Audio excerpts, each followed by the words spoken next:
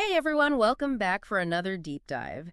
And today we're going to be looking at animal behavior Okay. through the lens of animal therapy training materials. Interesting. So, what we have here is a collection of excerpts and stories Mhm. from different animal therapy training programs. And yeah, we were really struck by how much emphasis there is Yeah. on communication, Yeah, it's fascinating, isn't it? especially for animals who aren't as vocal as us humans. Absolutely. So I'm really curious to see what we uncover. Yeah, me too. I think one of the things that struck me right away was how these materials emphasize that we often miss so much Yeah. of what animals are trying to tell us. Yeah. They rely so heavily on body language. Yeah. And it's something that we as humans can easily misinterpret. Absolutely. Like they're speaking a different language and we need to learn how to translate it. Exactly. We need a good dictionary for dog or for cat. Right. Like Rosetta Stone for your pets. Exactly. So I noticed in the materials they mentioned something called Casper-Hauser experiments. Can you tell me a little bit about those? Yeah, Casper-Hauser experiments. So those are basically where they raise animals in isolation Okay. to try to figure out which behaviors are innate versus learned.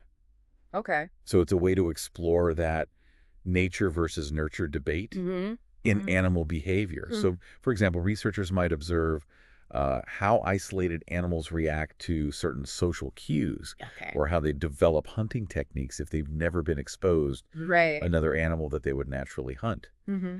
Um, and so by looking at these animals that have been raised in these really controlled environments, Right. they can start to tease apart what's instinctual and what's Yeah. learned from experience. So by understanding what behaviors are hardwired, we can better understand what animals need to learn for a healthy, well-adjusted life. That's right. And that's actually where the connection to animal therapy comes in. Oh, okay. So Yeah. these experiments help us understand what's missing Right. when an animal is deprived of certain experiences. Mm-hmm. So, for example, a dog that was raised in isolation might really struggle with social interactions. And so training and therapy become even more critical for their well-being. So it's like giving them a crash course in all the things that they've missed out on. Exactly. Trying Yeah. to fill in those gaps. Now, the materials dive deep into cats and dogs, Of course. which makes sense as they're some of the most common animals we see in therapy settings. Yeah. They're companions. You know, Exactly. they share our homes. Okay. But it is interesting because they communicate in such vastly different ways. Absolutely. And I've always been fascinated by how subtle cats can be. Oh, yeah. I mean, they seem to have a whole secret language going on. Right. Based on ear position or fur ruffling, and of course those ever-expressive tails. They're masters of the subtle cue. They really are. They are, and even though we think of them as aloof, Mm-hmm. they're actually constantly sending us messages. Constantly. So like a twitching tail might indicate annoyance. Oh, for sure. Flattened ears could signal fear. Yeah. Or if their fur's all ruffled up, Right. that's a good indicator that something is making them uncomfortable.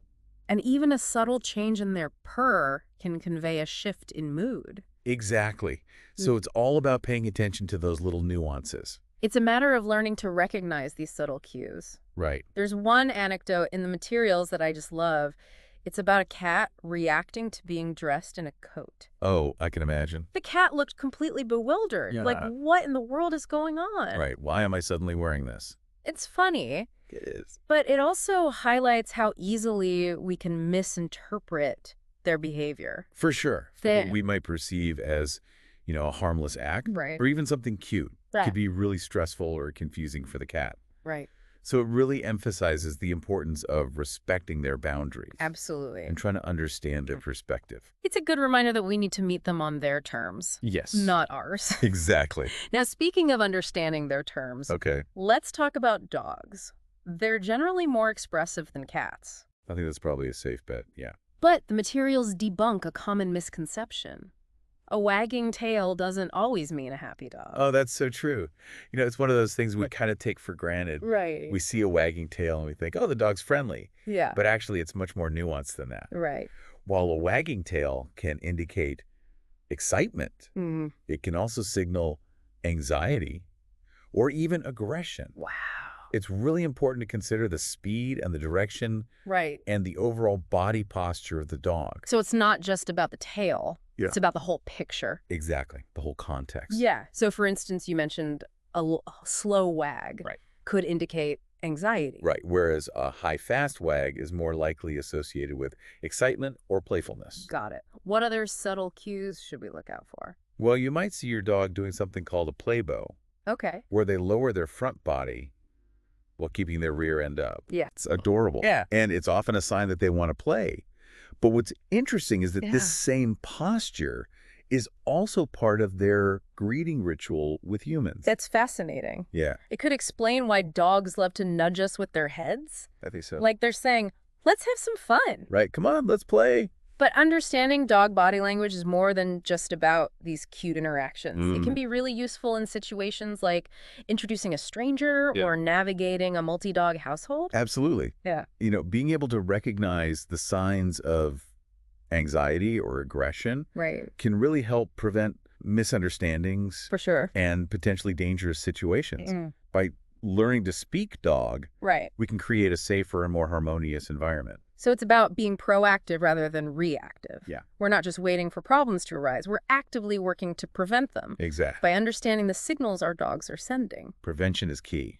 Now, the materials also touch on birds, hamsters, gerbils, bees. That's like a whole menagerie. I know. It seems like the animal kingdom has a whole symphony of communication going on. Oh, it really does. Every species has its own unique way Yeah. of communicating. Like birds, for instance. They use a combination of vocalizations, Yeah. body language, and Yeah. even visual displays Yeah. to communicate. And it's not just about basic needs like food and shelter. Yeah. They also use complex signals for courtship, Mm-hmm. territorial defense, Yep. and even alarm calls. That's right. It's a whole rich language. We talked about how isolation can impact development. Right. There's this fascinating bit in the materials about cockatoos feigning exhaustion to avoid being shipped. Oh, wow. Like they're pretending to be too tired to move. I didn't know that. That's amazing. It's incredible. Like they're mimicking behavior for a very specific purpose. Wow. It makes you wonder how much we still don't know about their cognitive abilities. Absolutely. There's so much more to uncover. There is. And this isn't just for, animal behaviorists or therapists. This is for anyone who shares their life with animals. Exactly.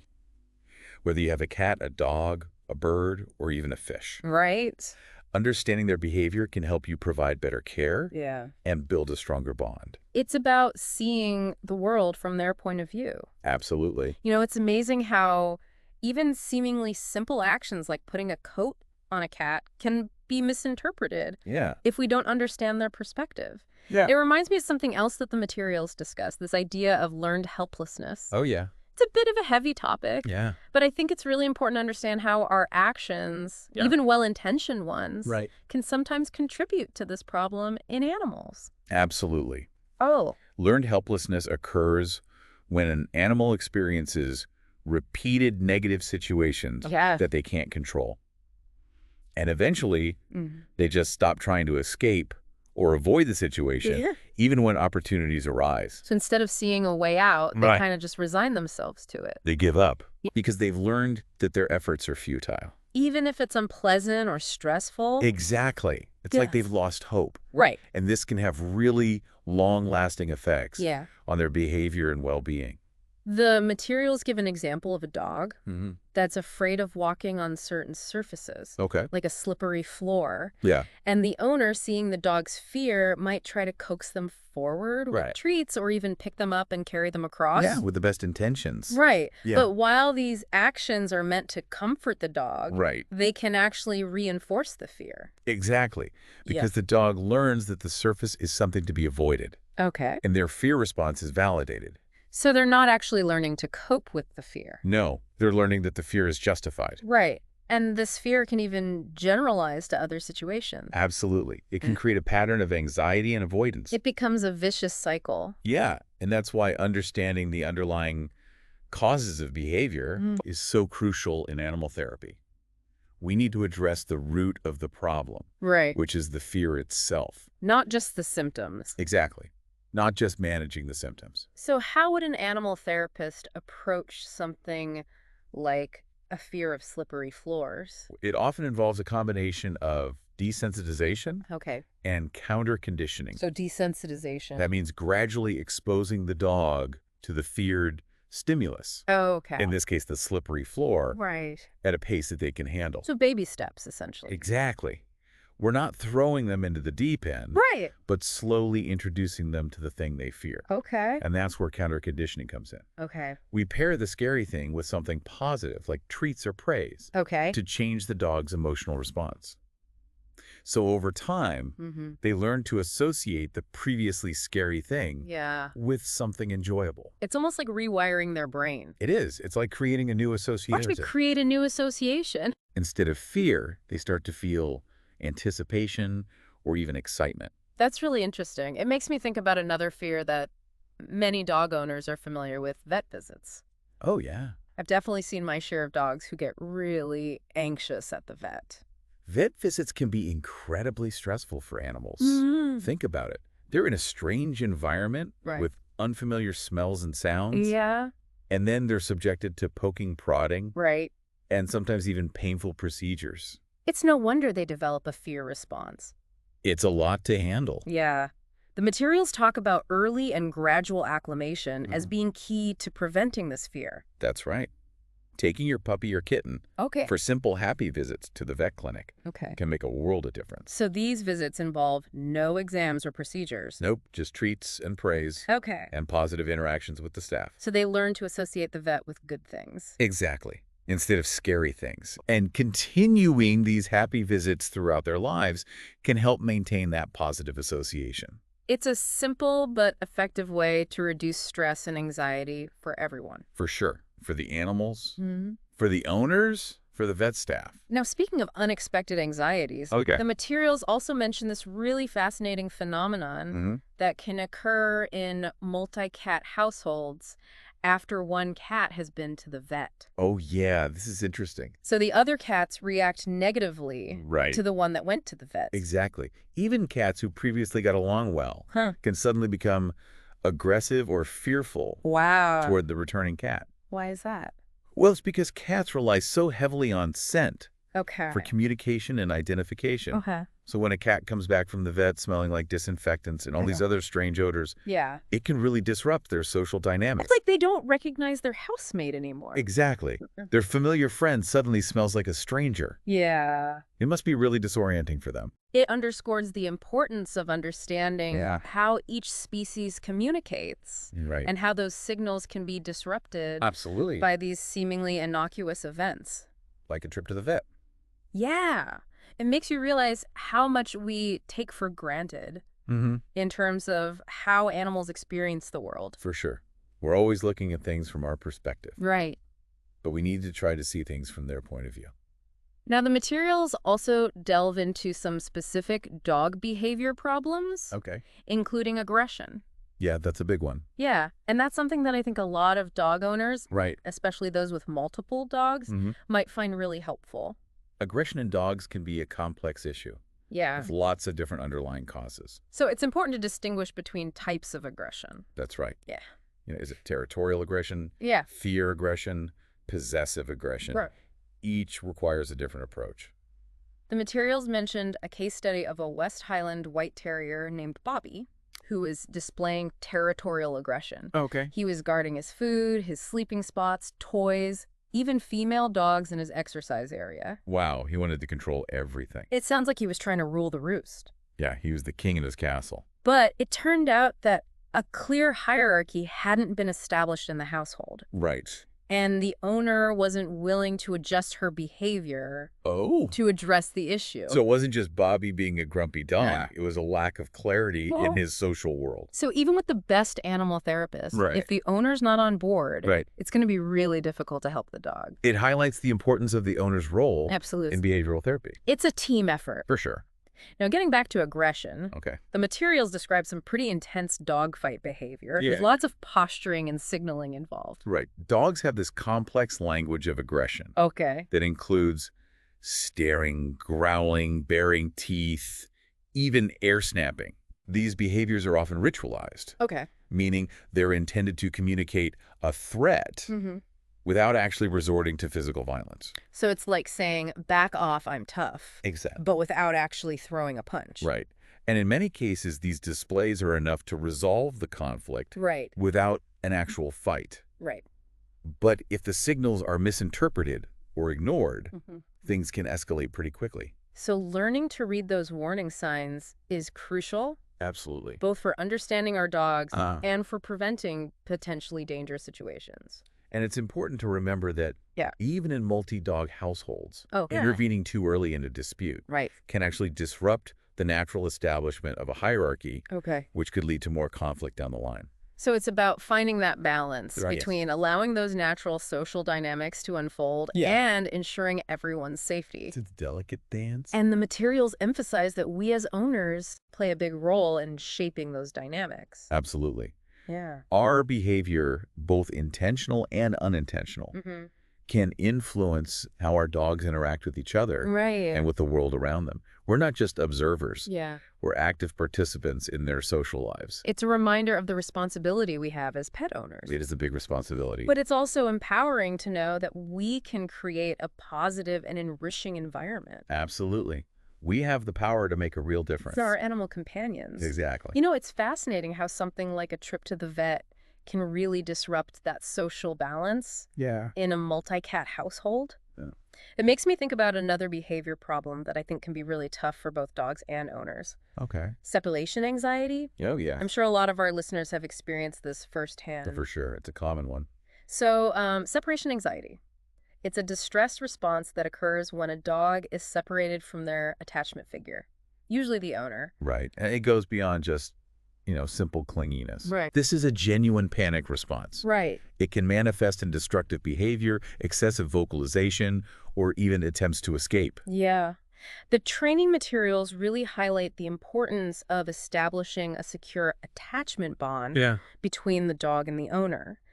But they also stress the need to teach the dog to be comfortable being alone. Right, because if a dog never learns to cope with solitude, even for short periods, separation can become really traumatic for them. Right. It's like they haven't developed the coping mechanisms to manage that anxiety. So it's not about pushing them away or ignoring that need for connection. No, not at all. It's more about giving them the tools to handle being alone. Exactly. Without feeling panicked. It's kind of like us humans learning to be comfortable with our own company. I like that analogy.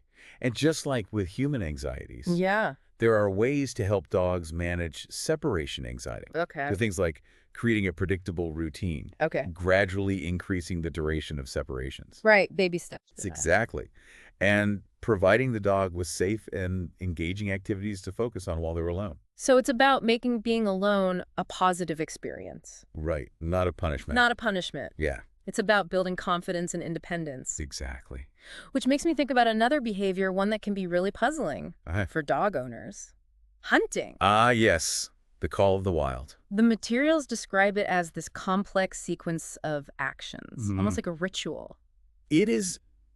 Hunting behavior in dogs is so deeply ingrained, it's part of their evolutionary heritage. Right. It's this fascinating interplay of instinct, drive, and learned behaviors. And while we might see it as a problem. Yeah, especially in urban settings. Right. It's important to remember that it's a natural and essential part of who they are. The materials mentioned a case study of a retriever mix named Akira. Akira, okay. Who had a serious hunting problem. Oh, no. She'd chase after anything that moved, making walks a constant source of stress for her owner. I can imagine. So in Akira's case, the therapist focused on strengthening her bond with her owner during walks, using positive reinforcement and consistent training to redirect her attention away from potential prey.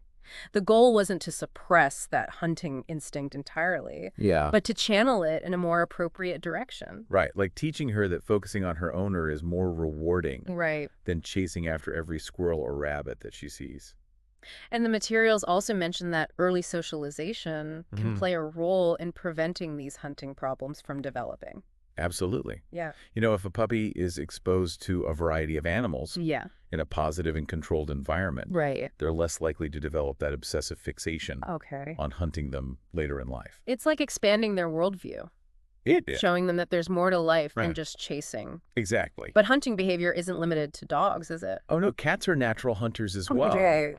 Even if they're well-fed house pets. Yeah. Why is that? Well, cats are obligate carnivores, meaning that their bodies are designed to digest meat. So even if their bellies are full, their instincts are still telling them to hunt. So that might manifest in, playful pounces on toys, or maybe like intense stalking of birds outside the window. Exactly.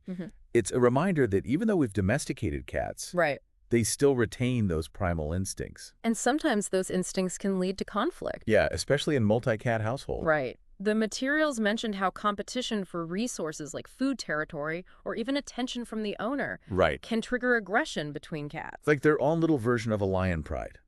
So understanding those dynamics is key to creating a peaceful, For sure, multi-cat household. absolutely. It's not just about providing the basics. Right. It's also about creating a space that minimizes competition and allows each cat to feel secure. Exactly. So things like providing multiple feeding stations, litter boxes, vertical spaces can make a huge difference. Right. It's about creating a sense of abundance. Yeah, so they don't feel the need to constantly compete. This has been such an insightful deep dive. It has been fascinating. We've covered so much ground, from the subtleties of cat body language to the complexities of dog aggression. It's amazing how much there is to learn. And it all circles back to this idea of understanding the animal's perspective. Absolutely. Yeah. They're constantly communicating with us. Right. Through their body language, their actions, even their inactions. So it's up to us to really listen, Yes. observe, and try to understand what they're trying to tell us. We need to shift from a human-centric view Yeah. to an animal-centric view. I love that. And Yeah. by doing that, we can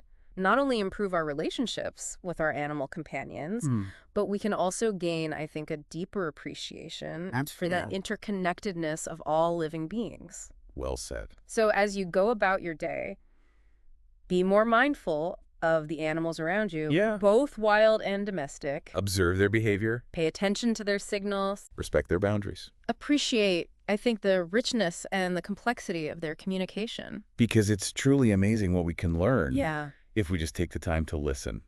Well, until next time, happy observing, everyone.